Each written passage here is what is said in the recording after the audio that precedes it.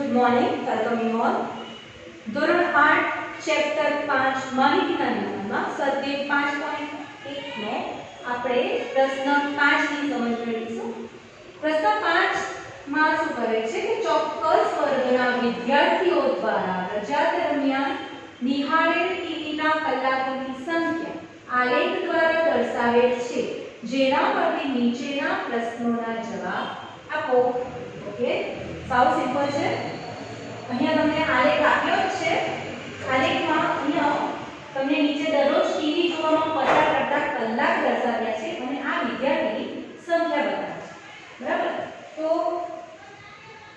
વિદ્યાર્થીની સંખ્યા, રાઈટ. હવે પહેલો પ્રશ્ન છે સૌથી વધુ વિદ્યાર્થીઓએ કેટલા કલાક ટીવી જોયું? તો સૌથી વધુ વિદ્યાર્થીઓ કે કેટલા કલાક ટીવી જોયું? તો અહીંયા 4 થી 5. બરાબર? આ સૌથી વધારે વિદ્યાર્થી છે તો તેને કેટલા કલાક ટીવી જોયું? તો 4 થી 5. 4 થી 5 કલાક ટીવી જોયું.